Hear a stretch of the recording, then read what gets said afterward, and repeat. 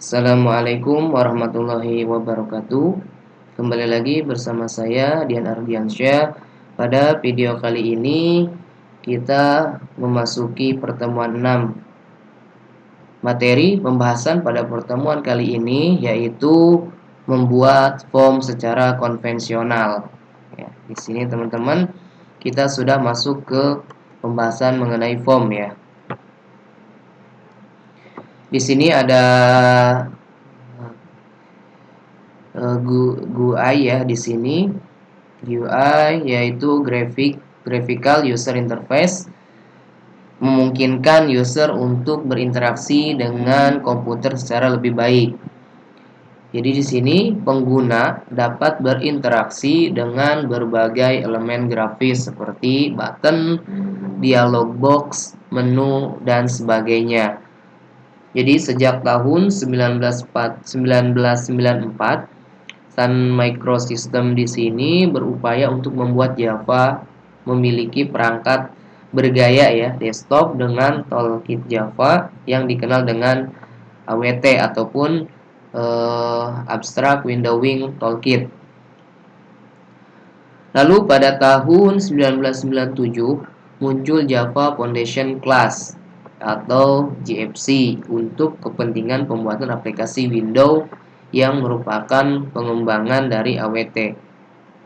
JFC mempunyai kode swing yang terdapat pada package yang disediakan Java SDK versi 1.2 ke atas atau Java 2. Nah, nanti di sini Java SDK di sini kita akan bahas juga di semester selanjutnya teman-teman, nanti di Java 2 ya.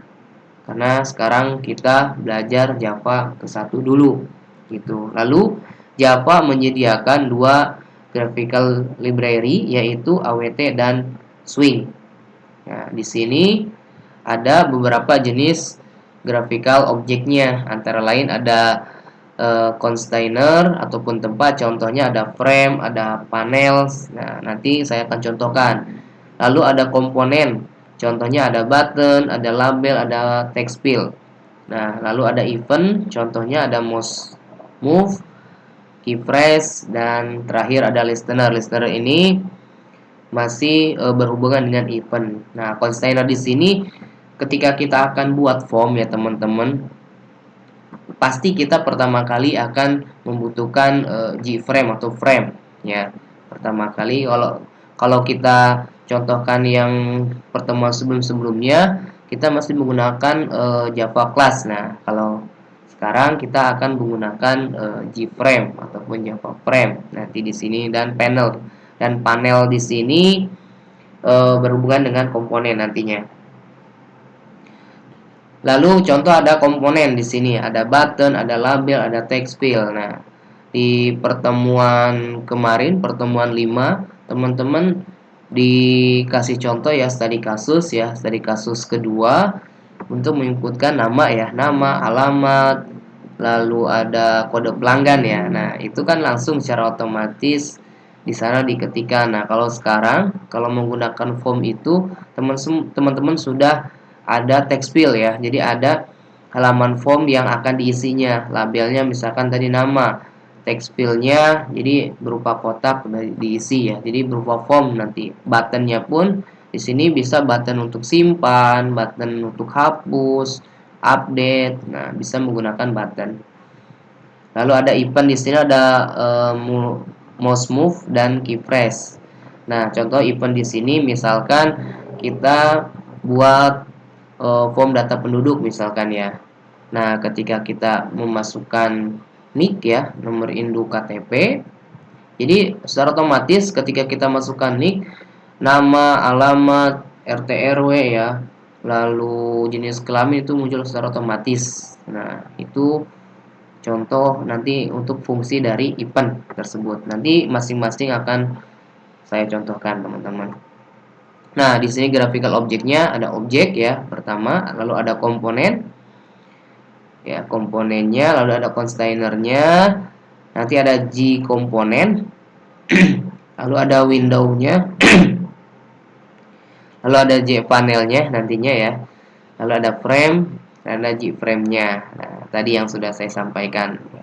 Nanti ini akan berhubungan ya, gambar susunan graphical object. Oke, selanjutnya.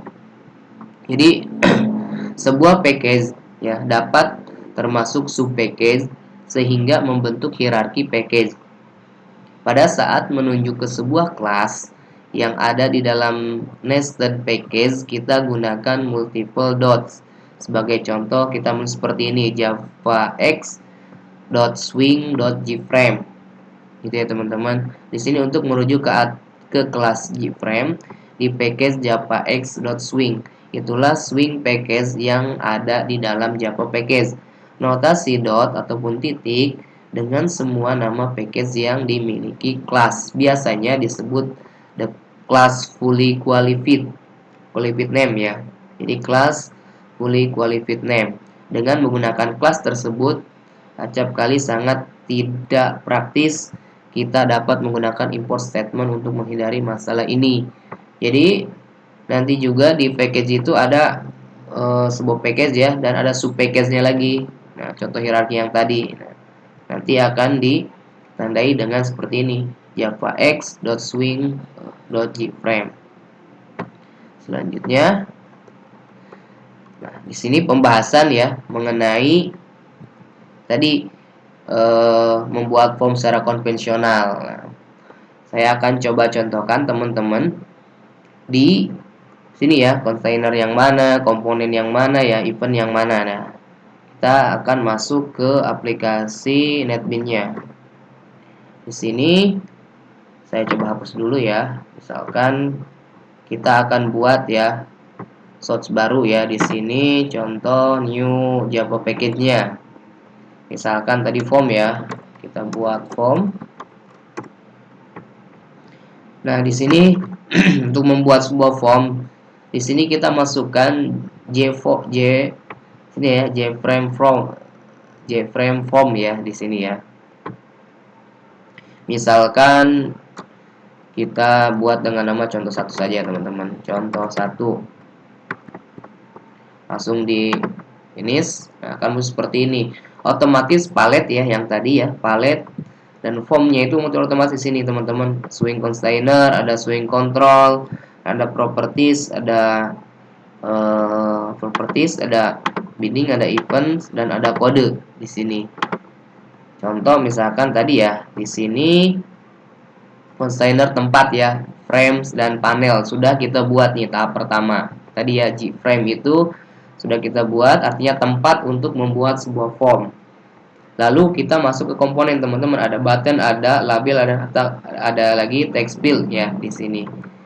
Contoh di sini sudah ada. Nah, di sini button teman-teman ya, ada label. Nah, misalkan label nih. Ya kita tarik saja di sini label, misalkan nama ya, nama. Lalu ada text field untuk mengisinya teman-teman. Text field kita cari. Nah, ini ya, text field ya di samping nama. Nah, seperti ini. Lalu satu lagi, jangan banyak-banyak ya. Di sini misalkan satu lagi deh. Kita masukkan alamat ya, alamat. Nah, nama dan alamat. Ini juga bisa di copy ya, cuma kita masukkan satu persatu saja teman-teman. Text field yang kedua untuk menuliskan alamat nantinya. Oke. Dan terakhir misalkan di sini buttonnya dengan nama, kita rubah buttonnya teman-teman. Nah, ini bisa masuk ke kodenya ya. Di sini ada source kodenya, ada design, ada historis. Historis itu rekaman ya yang sudah kita buat di coding. Oke, di sini misalkan buttonnya kita ini di teks ya, ganti buttonnya jadi simpan, misalkan simpan nah seperti ini teman-teman, kurang lebih ya. Jadi nama, alamat. Nah, ini walaupun ada text fieldnya, ketika di sini dihapus dulu teman-teman nih label di atas text fieldnya biar kosong. Di sini teman-teman bisa cari, klik dulu di properties, cari. Nah, teksnya kosongkan saja teman-teman, karena kan kita nanti akan buat tersendiri. Nah,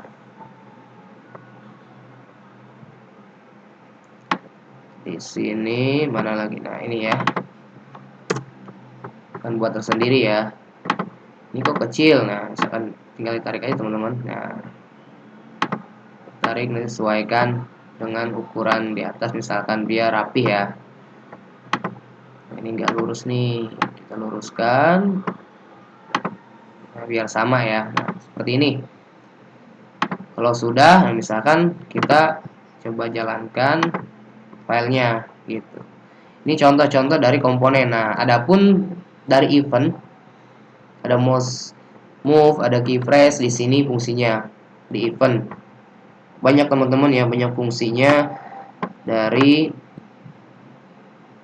event tersebut. Nah, ada keypress tadi ya, ada key type, ada mouse click ya. Jadi mouse click itu di sini kan belum aktif. Ketika nanti mouse-nya diarahkan ke sini, kita tidak bisa mengetikkan gitu teman-teman. Nah, ini contoh awal penjelasan dari materi membuat form secara konvensional teman-teman ya.